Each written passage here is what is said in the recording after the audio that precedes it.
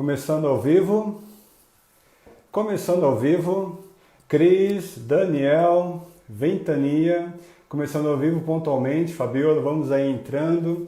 7h29, 7h30 para mais uma live. Hoje com o convidado, Pai Rodney Joshossi. Comecem a ser todos bem-vindas, bem-vindos e bem-vindes. Daqui a pouquinho o Pai Rodney já estará conosco aqui. Opa, ele já está. Não, minto, ele não está ainda. Logo, logo ele já manda. Obrigado, Paulo, pelo sucesso, valeu. Uma pauta de todos para todos. Deixa eu verificar a mensagem aqui. Creio que ele já vai entrar online e aí nós já começamos então pontualmente. Opa, Pai Rodney acabou de pedir a conexão. Vamos lá então, pessoal. Animados? Eu estou bastante. Felipe, Cássio, Elisângela, vamos lá. Tudo bom? Como vai? Tudo certo? Tudo ótimo. Me ouve bem? Te ouço bem, te vejo perfeitamente e você também me ouve, me vê? Muito bem. Tá tudo ótimo. Perfeito. Maravilha, Vamos lá. maravilha. Pai Rodney, eu começo inicialmente já te agradecendo pela gentileza da parceria, pela sua presença e por esta contribuição tão ímpar a esta pauta de racismo religioso. Gratidão. Eu que te agradeço pelo convite. Estou muito honrado, muito feliz, né, por poder, num momento tão importante, né, como esse, a gente vivendo coisas tão emblemáticas no nosso país, poder discutir essa questão do racismo religioso é fundamental. Muito obrigado. Eu que agradeço. Agradeço a todos que estão aqui entrando online. Então, vamos começar, Pai Rodney? Bora, estou à disposição. Maravilha, maravilha. Boa noite a todos e a todas. Eu sou o Guilherme Gobato, consultor em Diversidade e Inclusão pela plataforma de conteúdos Diálogos Entre Nós. Vocês aqui online, Pai Rodney e eu, formamos um conjunto repleto e diverso de nós. Nós, na primeira pessoa do plural, na certeza e esperança de que união e boas parcerias promovem muito mais equidade, igualdade e respeito em prol de uma sociedade mais diversa e inclusiva. E nós também com plural de nó, obstáculos, dificuldades, mas também ponto essencial que podemos desatar juntos rumo a mais inclusão e diversidade. Diálogos Entre Nós vem de uma trajetória de encontros presenciais em São Paulo, capital, entre setembro e dezembro do ano passado, promovendo pautas transversais em diversidade e inclusão. Setembro, étnico-racial, na sequência LGBTQIA+, em outubro, pessoas com deficiência em novembro e igualdade de gênero em dezembro. Vale ressaltar que no tema étnico-racial recebi junto com Patrícia Santos, da Empregue Afro, e Yasmin Vitória, da Salesforce, a nossa decana, grande referência do movimento feminista negro no Brasil, Sueli Carneiro. E hoje, na nona live de Diálogos Entre Nós, para discutir a pauta de racismo religioso, eu tenho a grande honra, alegria e satisfação de receber Pai Rodney Joshossi, Babalorixá do Ileobaquetu Axeuminlá, espero ter falado certo, Pai, e antropólogo, doutor em Ciências Sociais pela PUC São Paulo, e junto a vocês discutiremos então racismo religioso. Pai Rodney, eu gostaria que você mesmo se apresentasse, por gentileza, e se autodescrevesse, falando das suas características físicas, como você está vestido, caso tenha alguém cego ou com deficiência visual nos ouvindo agora. Por gentileza, Pai. Ok. Bom, primeiro lembrar que eu também escrevo toda sexta-feira para a revista Carta Capital, né? Eu acho que é sempre muito importante, é um espaço em que algumas reflexões têm sido muito boas para o nosso povo e é um espaço que eu sempre coloco à disposição para todos. Eu sou um homem negro, né? Um sobrevivente, portanto, né? Estou vestido a caráter, né? Como Babalorixá, é como eu gosto de me apresentar, gosto de trazer as minhas indumentárias, o meu chapéuzinho, né, que é muito característico do meu povo, as minhas contas no pescoço, a minha roupa africana, porque isso é algo que remete à minha identidade, remete à minha origem e à minha ancestralidade, porque toda a minha trajetória é para, antes de tudo, louvar, né, os feitos dos meus ancestrais e honrar o caminho que eles traçaram para que eu pudesse fazer a minha própria caminhada com mais tranquilidade e com mais sucesso, sem dúvida nenhuma. Maravilha, pai. Eu vou rapidamente me autodescrever, aí eu faço uma problematização muito resumida e partimos então para o nosso bate-papo. Eu sou homem, me autodeclaro branco, cisgênero, gay, uso barba curta, cabelo preto curtos, óculos de grau, uma camisa azul. Atrás de mim está um escritório ambientado com alguns livros e uma luminária amarela. Então vamos lá, nossa rápida problematização. Qual é a questão? O IBGE, em 2010, pelo Censo Populacional, registrou que pouco menos de 1% dos brasileiros declaram sua fé em religiões de matrizes africanas.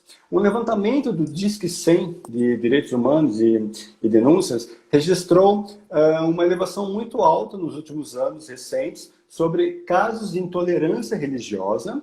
Cerca de 60% a 70% dos casos de intolerância religiosa remetem a violências diversas praticadas contra fiéis de religiões de matrizes africanas.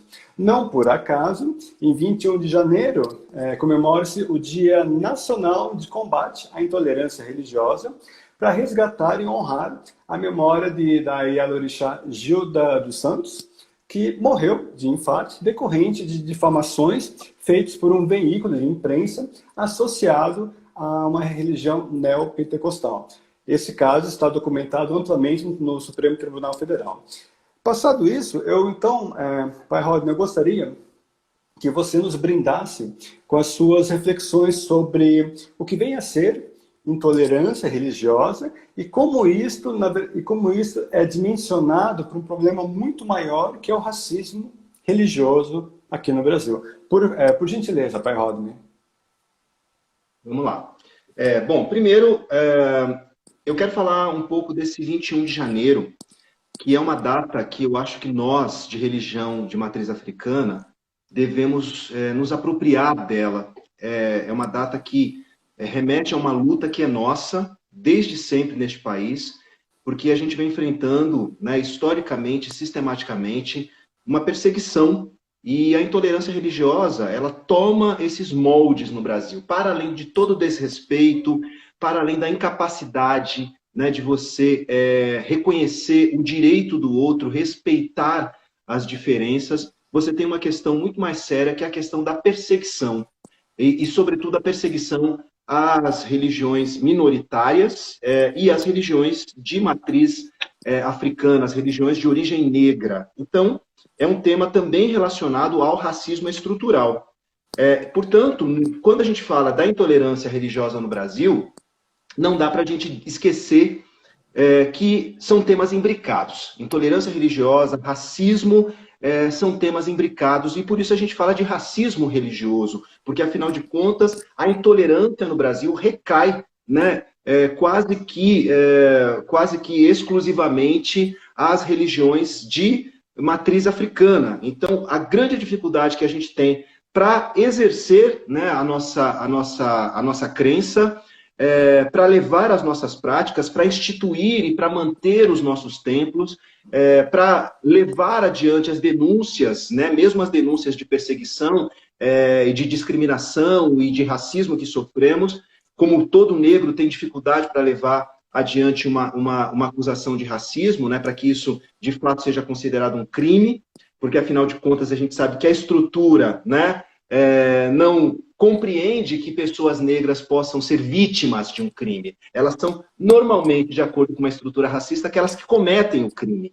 Então é muito importante que a gente comece a falar a respeito desses assuntos que estão imbricados na nossa realidade e que, de certa forma, tem a ver com uma estrutura, né, com uma estrutura extremamente racista que delega às pessoas negras e a tudo aquilo que está ligado a elas, a sua cultura, a sua religiosidade, a seu processo de relações em geral, delega tudo isso a coisas negativas e avalia sempre de maneira muito, muito, muito pejorativa todas as nossas produções, sejam elas religiosas, sejam elas culturais, e isso é algo que vem desde sempre, ou seja, foi enfrentado no período da escravidão e vem sendo enfrentado no pós-abolição, e ainda hoje com a Constituição de 1988, que assegura ampla liberdade de consciência e de crença, ainda assim, nos últimos anos, sobretudo, com esse processo de polarização extrema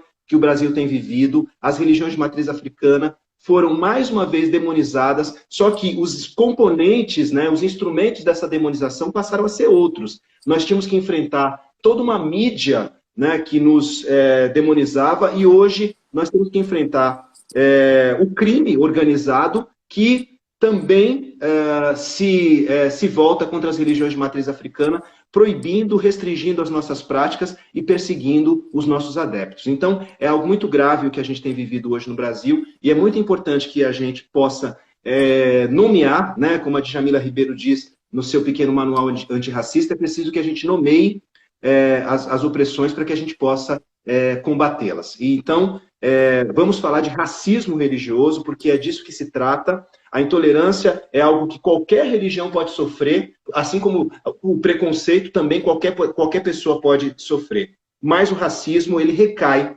sobre as pessoas negras e sobre as práticas e os símbolos da cultura negra. Então é muito importante que a gente possa nomear tudo isso e que juntos também possamos encontrar a solução para esses problemas. Perfeito, Pai Rodney. Não por acaso, tanto em entrevistas concedidas por você disponíveis na rede, quanto outras leituras especializadas, específicas sobre intolerância e racismo religioso, lembrarmos que um dos atributos da tecnologia de opressão racista, que é estrutural e estruturante neste país, o racismo religioso provém da negação forçada da ancestralidade negra de pessoas escravizadas que tiveram que assumir uma fé cristã em plenas senzalas e cujas consequências vêm de lá até hoje. E aí, então, Pai Rodney, eu evoco aqui um atributo de Sankofa, aquele Adinkra do povo Akan. Eu tenho uma imagem aqui. Sankofa é um Adinkra que representa, uma imagem que representa símbolos e significados, e ele vocês podem ver por aqui, com a cabeça virada para trás e os pés posicionados para frente. O que isso quer dizer? Nós devemos saber de onde nós viemos em termos de ancestralidade, para termos, então, de fato, certeza e sabermos para onde vamos. Aí, então, eu lhe pergunto, Pai Rodney, nesse processo de negação histórica de religiões de matriz africana, imposta pelo cristianismo no Brasil a pessoas negras escravizadas, qual é a sua leitura das consequências que remontam a séculos de opressão e que ainda hoje se tornam presentes quanto a esta negação da sua própria existência? A gente não pode perder de vista, Guilherme, que o sincretismo ele foi um instrumento da opressão, e que nós fomos obrigados a sincretizar, inclusive como uma estratégia de sobrevivência. Aliás, todo negro neste país é um sobrevivente, é bom que se diga. E para que a nossa religião sobrevivesse, para que a nossa cultura prevalecesse, nós tivemos que usar uma série de estratégias. E o sincretismo foi uma delas.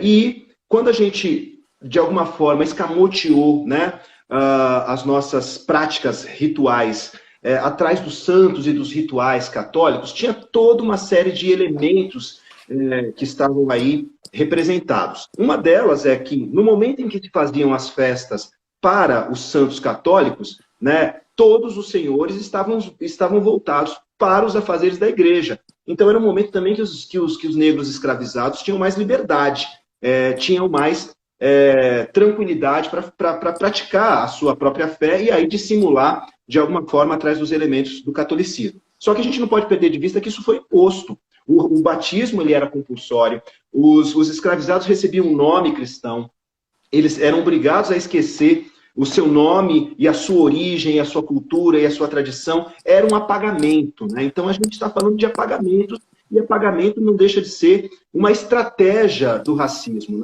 Apagar os elementos culturais, sobretudo, é uma forma de você matar um povo. Então você mata um povo quando você mata a cultura de um povo. É disso que o nosso mestre Abdias Nascimento fala para a gente no genocídio do negro brasileiro.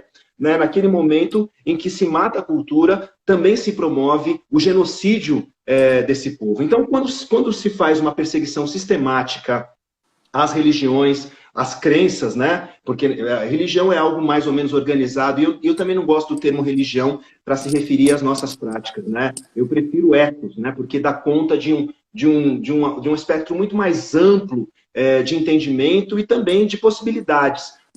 Então, quando eu falo das tradições de matriz africana, eu estou falando de algo que dialoga, de várias vertentes que dialogam. Então, o samba vai dialogar com o candomblé, que vai dialogar com a capoeira, e tudo interage para formar, né, pessoas que são complexos de relações sociais e culturais e políticas. Portanto, o candomblé também nasce com uma intenção de aspirar cidadania, de buscar. Então, o candomblé é, na sua origem, uma religião revolucionária. E, por conta disso, certamente foi uma religião tão combatida e é ainda hoje uma religião tão combatida. Obviamente que os nossos deuses, que são guerreiros, bélicos, eles nos chamam para a insurgência, eles nos inspiram a buscar outros lugares sociais e, obviamente, que são lugares de poder, que são lugares de cidadania, que são lugares de direito. E, claro que o poder instituído vai lutar contra isso.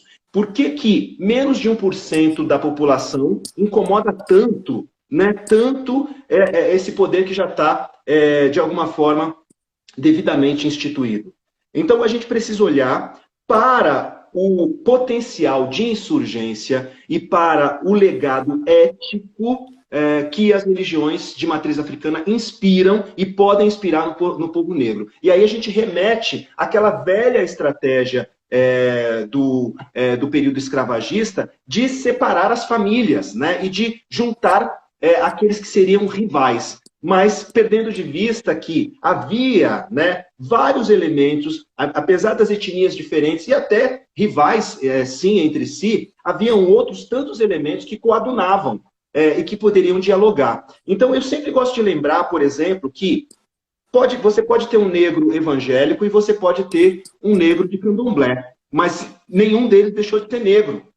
A religião, né, ainda que você escolha uma religião cristã, isso pode apagar os aspectos culturais do seu pertencimento, mas isso não vai apagar a sua cor. Portanto, na mão de um crente preto, uma Bíblia pode ser confundida com um revólver e pode sim justificar um tiro na cabeça dele. Então é muito importante que a gente perceba que a nossa luta está muito além dessa questão da religiosidade. Nós temos uma luta racial para travar e nós precisamos que essa nossa luta ela seja abraçada por todos. E isso implica, sim, o respeito às nossas tradições religiosas, às nossas tradições espirituais, mas, mais do que isso, implica o reconhecimento de que a consciência de classe é que vai nos levar a nos tornarmos agentes capazes de interferir no processo histórico, que tem, ao longo desses anos todos, aviltado pessoas negras e nos colocado em condições não só humilhantes, mas também subhumanas e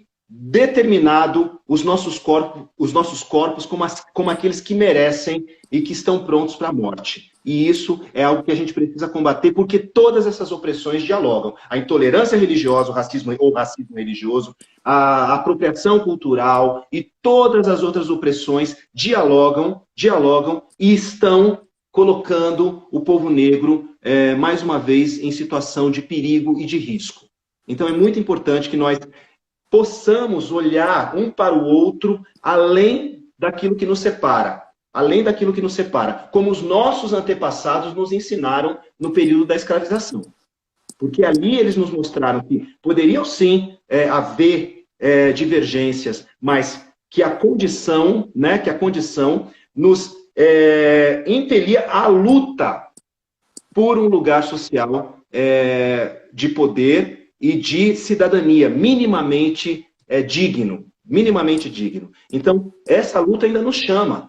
A velha luta ainda nos chama. E é muito importante que a gente chame o povo negro, todo o povo negro, para essa luta. Lembrar que não é possível que aquilo que os nossos ancestrais nos deixaram enquanto legado, e eu acho que essa imagem, ela mostra muito claramente isso. Você não pode perder de vista de onde você veio, porque isso é o que nos faz faz com que a gente se perca na caminhada, faz com que a nossa luta de fato tenha sentido, perca o sentido. Então veja, essa imagem ela é muito emblemática para uma pessoa negra que não pode perder de vista a sua origem, porque é isso que vai fazer com que a sua caminhada seja uma caminhada segura na direção daquilo que ela precisa alcançar. Lembrando que nós andamos por um chão batido pelos nossos antepassados e ancestrais, mas nós temos o compromisso também de continuar batendo esse chão para as gerações que vão nos suceder. Maravilhoso, Pai Rodney. Esse chão batido, por muitas vezes, é um chão ensanguentado, é um chão... são pessoas que forjaram, que construíram a dignidade e a força cultural desse país. Então, se você, por um acaso, tem alguma dúvida sobre a importância e relevância da diversidade racial e da diversidade religiosa, isso temos que ultrapassar isso juntos. E muito bem diz, Pai Rodney, que essas desigualdades socialmente construídas é o que, de fato, nos afasta muitíssimo. Não por acaso, neste ano, 8 de 13 escolas de samba no Rio de Janeiro, do Grupo Especial, trouxeram temáticas afro-ameríndias, de tradições religiosas afro-ameríndias, 8 de 13. E aqui eu trago o verso da Grande Rio, que foi destacado em reportagem de Flávio Oliveira. Pelo amor de Deus, pelo amor que há na fé, eu respeito o seu amém, você respeita o meu axé. Ponto. É respeito, é base fundamental. Exato. O respeito é a base fundamental. E mais, né?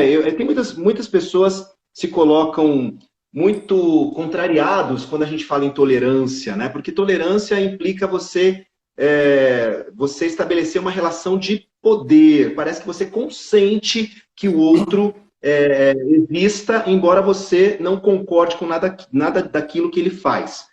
Então é muito importante também que a gente traga essa noção de respeito e de direito.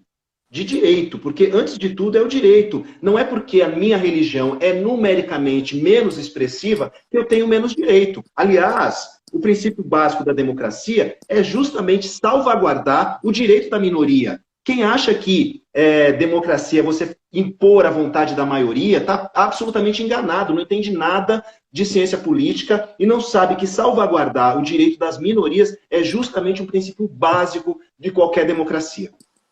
Exato, e não podemos esquecer que nós falamos a partir do país de maior população negra fora da África. A maioria deste país, no mínimo 56%, é formado por pessoas negras.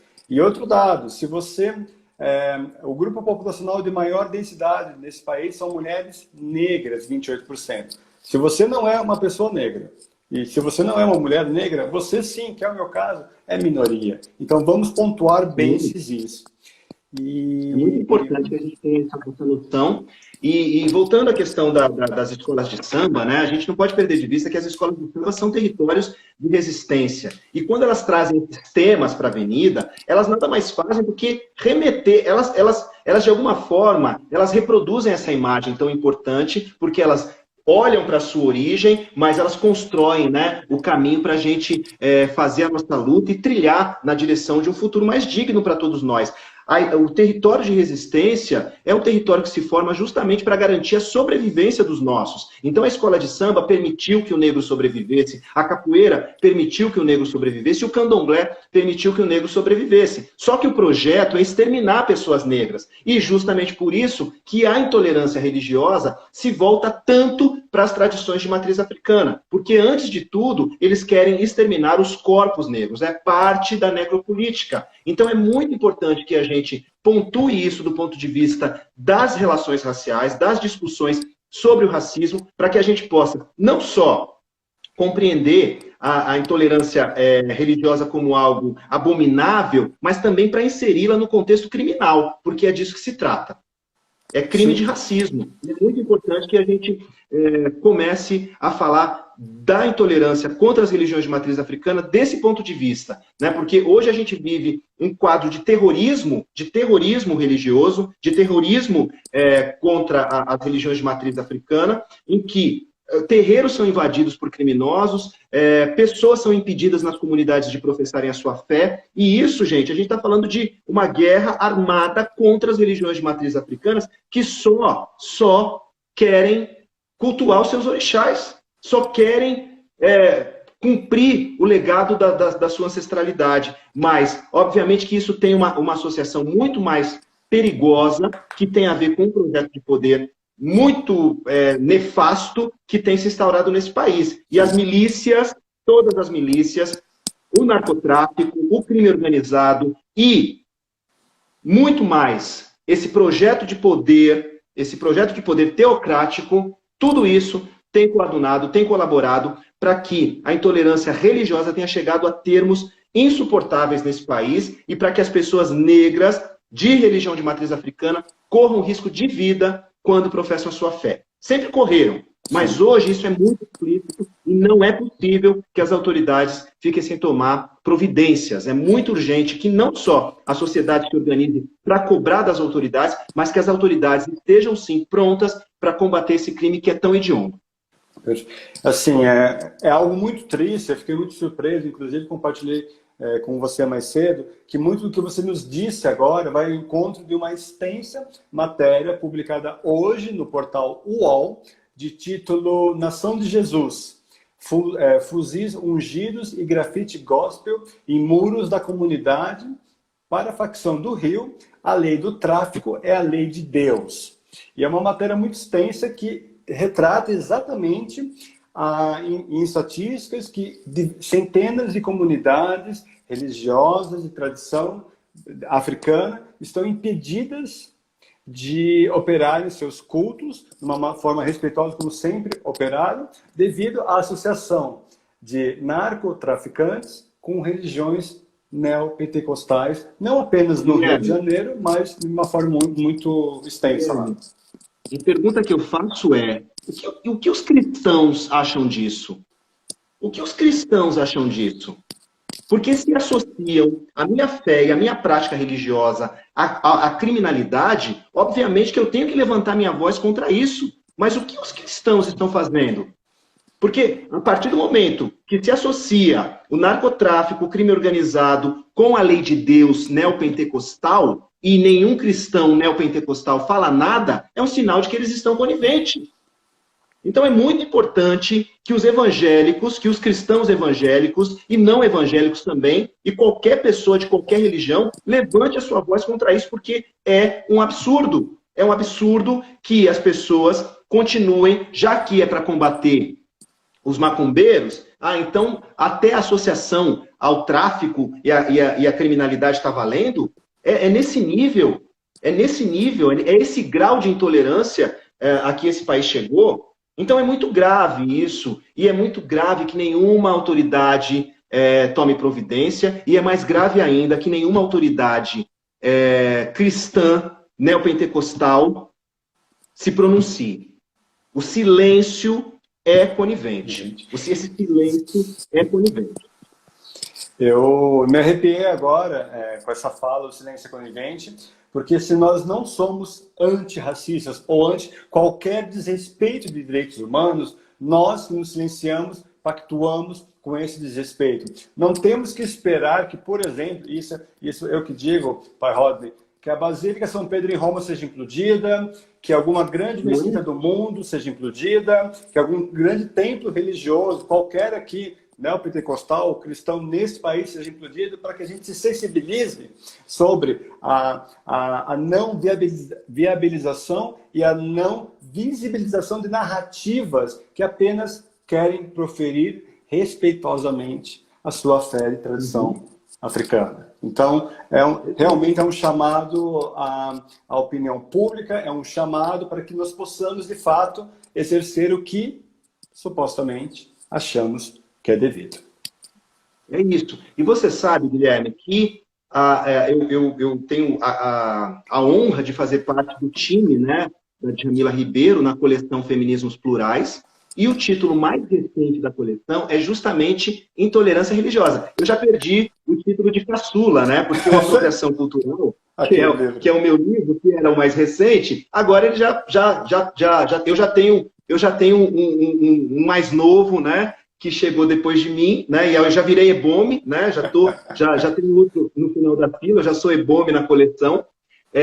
Então, o professor Sidney, né? O professor Sidney Nogueira, grande babalorixá, doutor em linguística e semiótica pela USP, ele escreveu o título Intolerância Religiosa para a coleção Feminismos Plurais, que eu quero aqui recomendar.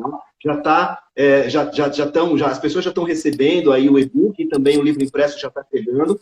E eu acho que é um estudo muito, muito, muito minucioso do que é intolerância religiosa, e aí bem fundamentado, que pode ser compreendido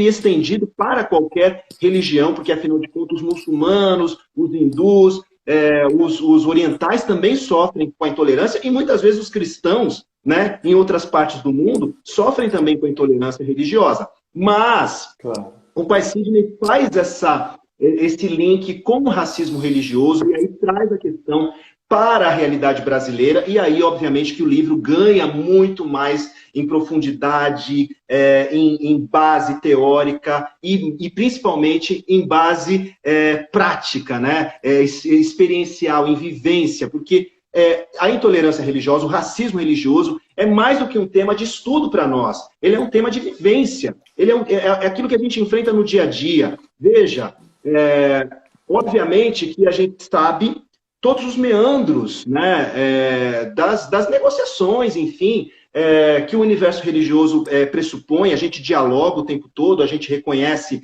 as diferenças, a gente sabe que ninguém vai concordar e que uma casa comum, né, para nós não é possível, até porque a nossa religiosidade, ela vai muito além, ela é ethos, ela não cabe numa moral restritiva. Portanto, não há casa comum, não há ecumenismo, não poderia haver ecumenismo com religiões que não são cristãs, muito menos com religiões de matriz africana. Mas isso não quer dizer que eles tenham o direito de nos demonizar. Porque a demonização das religiões de matriz africana é a demonização do povo negro. A gente não pode perder de vista que é o povo negro que é demonizado. É o povo negro que sofre com o racismo, e o racismo recai sobre todas as práticas e sobre todas as produções culturais do povo negro, inclusive nos nossos corpos. Então, quando o corpo negro se reveste dos seus signos religiosos, como eu estou aqui, ele está se revestindo de mais um estigma. Então, é mais um elemento de opressão. Mais um elemento de opressão. Se um branco se coloca vestido como eu, porque ele pertence a uma religião de matriz africana, quem vai sofrer o racismo é o símbolo. Ele, enquanto pessoa branca de candomblé, ele vai sofrer o preconceito, e o racismo recai sobre o signo religioso, sobre a cultura que ele ali naquele momento está representando. Então é muito importante que a gente não perca de vista que as religiões de matriz africana sofrem racismo religioso, porque o terreiro pode estar cheio de brancos, o terreiro pode ser comandado por um babalorixá, uma ielorixá brancos, mas quando tocar o atabaque, a polícia vai bater na porta, a pedrada vai chegar da rua, e assim por diante. Toda a perseguição virá em cima desse grupo, porque é na origem dessa religiosidade, é na origem dessa crença e dessa tradição que está toda a discriminação e todo o preconceito. Portanto, é uma questão de racismo. Então, é muito importante que a gente perceba, e um dado fundamental, o professor Sidney, ele teve o trabalho de pesquisar todas as denúncias do Disque 100, todas elas, e obviamente que ele tem todos os dados estatísticos, mas me chamou a atenção. Não há uma denúncia sequer contra um afro-religioso. Você não tem nenhuma denúncia de que um afro-religioso atacou um cristão, atacou um crente, atacou um nem para revidar. Então, é muito importante que se perceba que guerra desigual é essa que a gente está vivendo, em que nós somos atacados o tempo todo, mas estamos exercendo, nós não estamos pregando o respeito, nós estamos praticando o respeito. Só que eles estão pregando o respeito e estão sendo não só intolerantes, mas extremamente racistas e criminosos contra todos nós. Principalmente criminosos quando estão coniventes com esse tipo de ação de grupos organizados, de milícias e de traficantes. Então é muito grave a situação e é muito importante que os cristãos comecem a tomar posição com relação a isso. Perfeito. E sempre aquela máxima, né? Não basta sermos não racistas, temos que ser antirracistas. E é interessante como essa conversa, ela dialoga com qualquer outro tipo de preconceito, discriminação que sofremos por ser quem somos, amar quem amamos, ou brancos, ou mulheres trans, e por aí vai. Então é realmente uma questão de existência, de narrativa, da possibilidade de ser quem de fato você é. Eu tenho aqui, busquei na internet o livro do colega de coleção Sidney Nogueira, Intolerância Religiosa, inclusive, vale a pena, Coleção Feminismos Plurais, direto na editora Pollen. Eu sou fã, tenho vários exemplares aqui atrás de mim, e eu, como pessoa branca, eu fico muito feliz de contar com uma produção tão rica, atualizada e acessível, tanto em termos de preço quanto de conteúdo, para me instrumentalizar em prol de uma diversidade racial que eu procuro realmente acreditar e celebrar junto, não apenas com o Pai Rodney, mas com todos os outros irmãos e irmãs deste país. Nós estamos... Guilherme, é importante pensar que um país que respeita as diferenças vai ser um país melhor para todos. Para todos, para todos. Né? Então, respeitar a diferença, respeitar a diversidade, respeitar o direito que cada um tem de escolher a sua fé, a sua crença, o direito que cada um tem de se expressar. Isso é fundamental, isso é um princípio básico, não só da democracia, mas é um princípio básico da condição e da dignidade humana. Isso é algo que está ali na Declaração Universal dos Direitos Humanos, o nosso direito à fé, a professar a nossa fé, a nossa crença. Isso é fundamental. Isso a gente não pode perder de vista. Isso é uma pilastra fundamental de qualquer nação que se queira verdadeiramente grande. Verdadeiramente grande. E veja o quanto esse país tem se tornado minúsculo diante do mundo por conta da sua dificuldade de pensar e de incluir as diferenças. Então é muito importante que a gente retome o nosso caminho de crescimento, retome o nosso caminho de progresso, porque também isso implica retomar não só o crescimento econômico, mas também retomar o respeito à diversidade, o respeito à cultura, o respeito à ciência, o respeito a todas as produções. Então é muito importante, é um momento de extrema intolerância. Esse momento que a gente tem vivido é um momento de extrema intolerância, de extremo desrespeito, mas que há, sim, uma intolerância declarada, inclusive por parte desse governo, contra as religiões de matriz africana. Então é muito importante, né, porque acham que em algum momento a gente foi favorecido. Como? Guilherme, me diga. Não, nunca. Eu não sei qual é o número exato, mas eu sei que é menos de 0,5% da população. Então, qual é a ameaça que as religiões de matriz africana fazem? Agora, eu te respondo, porque é claro que eu tenho uma hipótese para isso, né? Porque eu acho que se eles não reconhecessem o nosso potencial revolucionário, né, certamente a gente não preocuparia tanto. Eles sabem que a moral restritiva não vai dar conta de segurar esses corpos negros por muito tempo. E eles vão fazer o caminho de volta. E o caminho de volta é o caminho do reconhecimento da ancestralidade. É o caminho do reconhecimento da ancestralidade e daquilo que é a nossa obrigação ancestral, que é ser feliz. Os nossos corpos têm memória, e a nossa memória só reconhece a liberdade. E quando a gente perceber que a gente vive oprimido e quiser buscar essa liberdade, a revolução está feita. Aí eu quero ver. Então só pode ser disso. Só pode ser disso. Ou eles têm medo disso, ou eles têm medo da macumba que a gente pode fazer. Né? Só pode ser.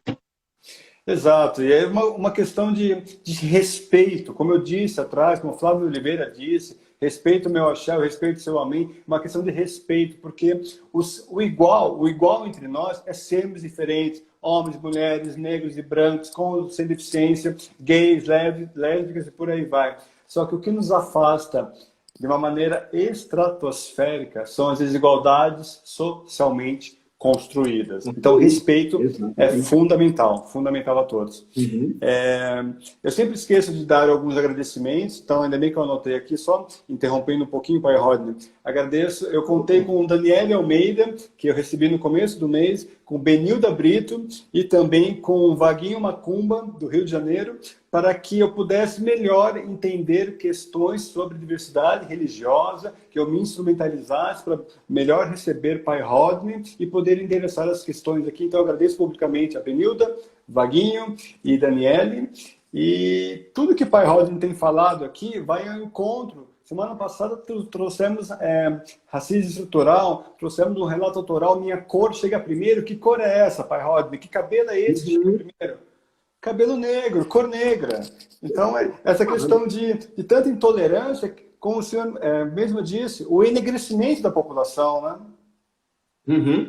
E eu te digo uma coisa, né? O quanto a gente também, às vezes, tem que se apagar para continuar existindo. Então, você veja que uma pessoa negra, muitas vezes, ela passa por vários processos de apagamento, né? Quando você é um negro indisfarçável como eu, não tem o que fazer, né? Não tem o que fazer. E aí o que se apaga?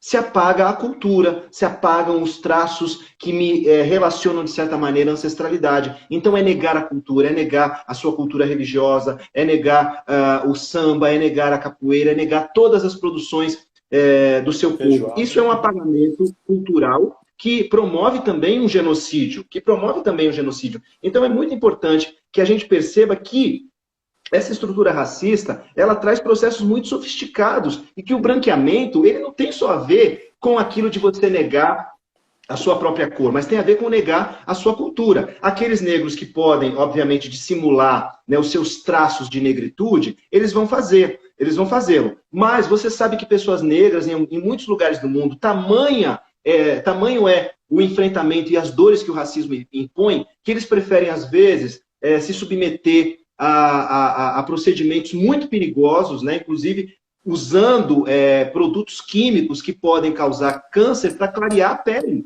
Então isso é muito grave. Agora, a gente não pode perder de vista que mais grave ainda é a dor do racismo que faz essa pessoa preferir um câncer a assumir a sua negritude. Então é muito importante que a gente perceba que o que fortalece também a gente para essa luta é a nossa cultura. A nossa cultura de terreiro, todo o aprendizado, toda a epistemologia, todos os saberes tradicionais que a gente transmite nos nossos territórios de resistência, e aí eu estou falando de vários territórios de resistência, onde a identidade negra pôde prevalecer. E, obviamente, que isso nos instrumentaliza e nos fortalece para os enfrentamentos do dia a dia. E o maior enfrentamento de uma pessoa negra é o racismo. Porque quando eu digo que a minha cor chega na frente, eu posso correr tranquilamente com o meu short na orla de Copacabana. Mas eu não poria um moletom para correr na Nossa Senhora de Copacabana. Então veja, né? Num lugar em que o meu ato de correr pode não ser reconhecido como um exercício ou como um simples atraso, né? Como é que os corpos negros se movimentam? E como é que os corpos brancos se movimentam também diante de corpos negros? E isso, né, o que está determinando a percepção dos corpos e os movimentos dos corpos numa sociedade racista é a sua estrutura. Portanto, é o racismo. É o racismo que faz com que a pessoa branca segure com mais força a sua bolsa quando se vê diante de um grupo de pessoas negras, né? O racismo que faz um negro sentir a sua pressão arterial ser alterada quando se vê diante de uma viatura de polícia. Então, a gente precisa saber que os corpos também se movimentam a partir de uma estrutura racista. Sim, de fato. E viver é um ato político. Nossos corpos são políticos. E lembrando, Sueli Carneiro, luto para negros é verbo. E aí, a grande, sempre querida, divina, Sueli Carneiro. Nossa decana. Sim, nossa decana, como bem falamos dela ontem. Nossa decana, inclusive, sim. Não por acaso, um livro muito estimado está aqui no alto, que esse foi autografado, esse é autografado por ela. Uhum. Mas, Rodney, nós temos uns 14, 15 minutinhos, até temos 2 ou 3 perguntinhas aqui na caixa de de perguntas. E quando eu encaminho a última pergunta minha, é sobre, você já disse sobre a importância dos cristãos se posicionarem contra casos de racismo religioso. Como é que você entende que empresas que recebem que tentam promover o acolhimento de diversidades inúmeras, como elas podem, talvez, abraçar diversidades religiosas, em geral, e, mais especificamente, diversidades de tradições africanas? Bom, já é difícil a gente falar, né, nas empresas promoverem a inclusão de pessoas negras. Sim, já que dirá de pessoas negras macumberas, né? Então, sempre há uma grande dificuldade e foi muito mais o candomblé que se adaptou às empresas do que o contrário. Né? Nenhuma empresa está aberta para receber as nossas práticas. A gente sabe que num período de iniciação, por exemplo, uma pessoa de candomblé vai se vestir inteiramente de branco, vai ter que andar com a cabeça coberta, vai ter que carregar as suas insígnias, o seu quelé, vai ter que comer uma comida diferenciada, vai ter que comer de uma forma diferenciada. Será que uma empresa está pronta para abraçar tamanha diferença, tamanha diversidade? Então, se já é difícil para uma pessoa negra, que muitas vezes, para estar no ambiente de trabalho, tem que alisar o cabelo, cortar o cabelo, se manter trajado de acordo com aquilo, tem que professar uma religião cristã, porque muitas vezes isso é quase que um pré-requisito, né? Você tem que estar dentro da norma. Então, muitos dos nossos, Guilherme, têm que negar a religião. Não podem declarar, né, no seu currículo que são de religião de matriz africana, não podem usar nenhum tipo de insígnia que denuncie, né, olha isso, ó, que denuncie que ele é de uma religião de matriz africana, porque isso pode custar a sua vaga de emprego. Isso pode custar a sua vaga de emprego. E o nosso povo, você sabe, já é tudo tão difícil, né? Já dizia Dona Ivone Lara, negro sem emprego fica sem sossego. Então, você imagina que para a gente conseguir, né, manter os nossos empregos, muitas vezes a gente tem que negar a nossa fé. Muitas vezes a gente tem que negar a nossa religião. Então, as pessoas vão se iniciar no seu período de férias, para dar tempo do cabelo crescer e voltar. Para as mulheres, então, para as mulheres negras, mais complicado ainda. Negras e brancas, obviamente, né? Porque o racismo recai sobre o símbolo e todas elas, você imagina para uma mulher chegar com o cabelo raspado num ambiente de trabalho. Então, muitas vezes elas têm que pedir as contas do trabalho, muitas vezes elas precisam deixar de trabalhar para poder se iniciar. Então, é muito sério isso, é muito importante que as empresas se abram para isso. Obviamente que o candomblé já fez todo tipo de concessão. Então, a gente abre mão das insígnias, a gente abre mão da roupa branca, a gente abre mão da cabeça coberta. A gente tem que usar a roupa branca embaixo do uniforme, muitas vezes. Né? Então, é muito complicado o sacrifício, né? E aí sim, isso é sacrifício, isso é o que eu chamo de sacrifício. O sacrifício que a gente tem que fazer para poder manter a nossa fé e, ao mesmo tempo, manter os nossos empregos. Então, é muito importante que o mercado de trabalho se abra para a diversidade, mas se abra realmente. Porque não adianta nada botar pessoas pretas, mas porque essas pessoas têm que se enquadrar aquilo que eles acham que é o correto. Então, o cabelo alisado, por que não pode ter o cabelo crespo? Por que não pode usar o Rastafari? Por que eu tenho que cortar o meu cabelo, raspar minha cabeça? Por que a mulher tem que alisar o cabelo? Por que a gente não pode ser quem a gente é? Então, a gente precisa lembrar que a sociedade racista promove o apagamento de pessoas negras. O apagamento de pessoas negras, principalmente quando nos fazem negar os nossos elementos fundamentais de identidade. Né? E o cabelo é muitas vezes uma coroa que a gente ostenta. O nosso ojá é uma coroa que a gente ostenta porque isso nos remete imediatamente à nossa ancestralidade. A gente não pode negar a nossa origem. A gente não pode negar o que a gente é. Exatamente. E não negarmos quem somos passa por religiosidade, passa por orientação sexual, passa por identidade de gênero, passa por tantas e tantas diversidades que nós carregamos individualmente. Diversidades essas que somadas são mais de 7 bilhões de pessoas de diversidades mundo afora. É impossível achar que devemos ser iguais, homogeneizados, num sistema hétero, cis, patriarcal, branco, cristão. E esse perigo da pasteurização é muito iminente. Pai Rodney, eu já peguei umas perguntas aqui, nós temos coisa de uns 10 minutinhos, eu vou controlando aqui para que o Instagram forçosamente não nos derrube. A Cris Damas pergunta, pai, acredita que com tantos pais de santos brancos, pode haver um processo mais forte de afastamento dos negros? Olha, o processo de afastamento dos negros, ele já começou antes, né? Porque, afinal de contas, a gente já falou desse processo de branqueamento que também remete a um apagamento da religiosidade. Então, o negro, para ser aceito e para ter mais possibilidades de se inserir, por exemplo, no mercado formal de trabalho, muitas vezes ele tem que negar sua religiosidade. Então, ele acaba se convertendo para uma religião cristã, porque aquilo vai facilitar os seus acessos e vai permitir que ele sobreviva. Então, às vezes, por uma questão de sobrevivência, a gente acaba tendo que assimilar a religião do opressor. Então, o processo de afastamento das pessoas negras, ele já estava acontecendo e não tem a ver com a inserção de pessoas brancas no terreiro. Agora, a gente não pode confundir isso com a possibilidade do racismo e de outras práticas discriminatórias serem reproduzidas nos nossos espaços. Então é muito importante que a gente também pontue que há terreiros, sim, em que os valores da branquitude estão querendo se impor, em que o racismo está querendo se impor e que o apagamento, inclusive do orixá, está se dando. Então tem terreiro que acha que o orixá não é preto, que acha que o orixá é energia, que o orixá não tem cor. Então isso é um apagamento de pessoas negras, porque quando você apaga a religiosidade, as tradições, você também está apagando as pessoas, né? E isso culmina, por exemplo, num discurso de uma mãe de santo branca que disse que o terreiro dela é muito bom porque tinha 2 ou 3 negros. Então, você achar que um terreiro bom é um terreiro com mais brancos, isso é um problema sério. E isso é o racismo e os valores da branquitude se reproduzindo dentro dos candomblés.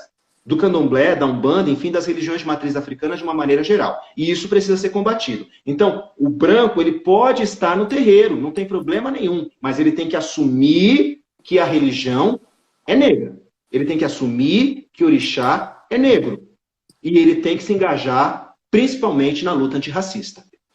Exatamente. Saber realmente de onde viemos. Eu gosto de uma anedota ou de uma história contada pelo Chico Buarque, que ele estava num restaurante na Zona Sul Carioca, um restaurante elegante e tal, e aos berros ele acompanhava uma senhora de cabelo amarelo, como ele mesmo diz, de cabelo amarelo, gritando porque estava sendo supostamente mal atendida, uma senhora branca de cabelo amarelo. Ela gritava, eu sou branca, eu sou branca. E aquilo causou um tremendo constrangimento, e ele perguntou a si mesmo, como se estivesse dando lugar. Minha senhora, se voltar a tantas gerações, desde a conquista do Brasil pelos portugueses, lá atrás, com o rapto e com a introdução da população negra forçosamente nesse país, me desculpe, mas não há como sermos brancos neste país. Então a senhora de cabelo amarelo não é branca, temos todos uma ancestralidade maior. Mas o que ela reivindicava com a senhora? Mas o que ela... Vamos pensar, né? Vamos pensar juntos aqui. Guilherme, o que ela reivindicava quando ela gritava, eu sou branca, eu sou branca? Ela estava reivindicando o privilégio dela. O privilégio identitário, total. Você tem uma casta que se acha superior. E para além desse traço, né, dessa gota de sangue, você tem pessoas que se estabeleceram numa elite, e essa elite é branca. E isso tem menos a ver com o fator racial, que é algo que do ponto de vista biológico não tem sentido nenhum, mas com o fator social de raça. E aí faz todo sentido ela gritar que é branca e faz todo sentido ela reivindicar o seu privilégio, né? Porque ela acha que ela está no lugar do privilégio e que ela tem que ser atendida de maneira diferenciada, porque afinal de contas ela é quem manda, Então a gente precisa pensar que essa estrutura está toda errada, e que a pessoa que se sente incomodada com a presença negra num ambiente como esse, né, ela precisa... E certamente, né, o que estava provocando essa mulher gritar que ela era branca? Talvez uma presença negra a estivesse incomodando muito mais do que a falta de um bom atendimento. Então a gente precisa causar os incômodos, sim, e nós vamos causar incômodo falando, nós vamos causar incômodo estando, mas nós vamos ocupar esses espaços, porque são nossos, nós temos direito e nós vamos reivindicá-los. E não tem volta, Nós vamos estar nas universidades, nós vamos estar nas empresas, nós vamos dominar, de certa maneira, todos os âmbitos sociais que são possíveis, porque nós somos maioria então é natural que nós estejamos com a nossa presença visível em todos os lugares. Exatamente. Uma maioria que requer, por direito, por história, ser representada demograficamente em todos os níveis gerenciais, em todos os espaços de poder. É o mínimo, é o mínimo. É o mínimo. Para começar, o mínimo, correto. Eu gostaria que o senhor nos brindasse com as suas reflexões finais. Estou controlando o tempo aqui, temos uns 5 minutinhos. E, aproveitando, eu deixo um convite. Semana que vem, temos uma outra live, quarta-feira, às 7h30 da noite, tratando de compliance inclusivo, um termo gerencial de conformidades, atendimento a leis, que passa por diversas diversidades. Por favor, pai, as suas considerações finais. Bom, eu primeiro quero agradecer a você, Guilherme, pela sua condução tão primorosa, né, dessa nossa conversa. Agradecer a todas as pessoas que estão nos assistindo generosamente. Eu estou vendo que o Babalaô, Ivanir dos Santos, está aqui com a gente também. É um grande guerreiro que tem promovido essa marcha, né, lá no Rio de Janeiro, da qual eu já participei algumas vezes. É um grande companheiro de luta. E a gente precisa realmente pontuar, né, todas as nossas lutas a partir desse componente racial, que é um componente fundamental, e que é a partir dele que a gente faz a transformação. Não dá para negar que as pessoas negras sofrem todo tipo de opressão porque são negras. Não dá para negar que as religiões negras sofrem a perseguição porque são negras. Então a gente não pode partir de um pressuposto de que são outros fatores que estão determinando os lugares que a gente ocupa nessa sociedade, os lugares aos quais querem nos legar nessa sociedade. Então, a transformação, ela começa, antes de tudo, por essa tomada de consciência, ela começa, antes de tudo, por essa consciência de classe, que eu acho que é fundamental que todas as pessoas negras, independentemente da religião, porque eu acredito que um negro tem o direito de construir a sua identidade onde ele bem quiser, mas ele tem a obrigação de conhecer a sua origem, ele tem a obrigação de honrar a sua ancestralidade, porque é sempre bom que a gente diga, parafraseando nossa grande mestra Sueli Carneiro, que entre macumbeiros e crentes continuamos sendo pretos. Então, é fundamental que a gente não perca de vista que na nossa mão um guarda-chuva pode ser confundido com um fuzil e a nossa morte pode estar justificada. É isso. Exatamente. E eu deixo aqui duas contribuições finais, temos uns 2 minutinhos. Primeiramente, uma contribuição na conclusão do próprio livro de Pai Rodney, Apropriação Cultural, que ele lembra a mãe Stella de Oxóssi na conclusão. Criar desculpas para os próprios atos é a melhor maneira de permanecer no erro. Então, brancos, cristãos, qualquer outra pessoa que promove o que compactua com o racismo, com o machismo, com a LGBTfobia, com qualquer discriminação. Não incorra na omissão, não incorra em desculpas para justificar os seus erros. E eu deixo novamente aqui uma última contribuição. A maior armadilha do racismo é a negação da nossa identidade. E a maior estratégia de combate ao racismo é a afirmação de nossa identidade. Por isso, a luta contra o racismo é uma luta de todos que acreditam ser possível escrever uma nova história. Benilda Brito, no livro Negras em Confidências. Temos 1 minuto e 30. Pai, é todo o seu tempo. Por gentileza. Olha, eu acho que você lembrou a memória de Mãe Stella, eu acho que não tem pessoa melhor, né, para a gente homenagear uma grande intelectual do povo negro, uma grande intelectual do candomblé e, a meu ver, a grande precursora do movimento decolonial nos terreiros de candomblé. Aquele manifesto contra o sincretismo, na verdade, é um tratado de decolonialidade no candomblé. Então, Mãe Stella, ela precisa sempre ser lembrada, porque ela nos deu a diretriz para a nossa luta, e hoje ela é uma grande ancestral que continua nos inspirando a seguir lutando, porque a nossa luta não tem fim, mas a vitória é certa. Pode ter certeza que com a força dos nossos orixás, nós vamos vencer. Muito obrigado mais uma vez, e obrigado a todos que nos acompanharam. Pai Rodney, muito obrigado, gratidão imensa a sua colaboração, a gentileza do seu tempo particular em estar conosco, dialogando, construindo pontes de mão dupla, onde todos, todas todos, independente, a gente possa juntos avançar sobre essa. Agradeço a cada um de vocês por estarem conosco, por nos brindarem com esta representatividade. E, novamente, Pai Rodney, muita gratidão. Valeu. Uma honra e um imenso prazer. Beijo carinhoso a todos. Um beijo a todas. todos. Tchau, tchau. Até mais. Vai estar no IGTV agora, pessoal. Tchau, até mais. Tchau, tchau.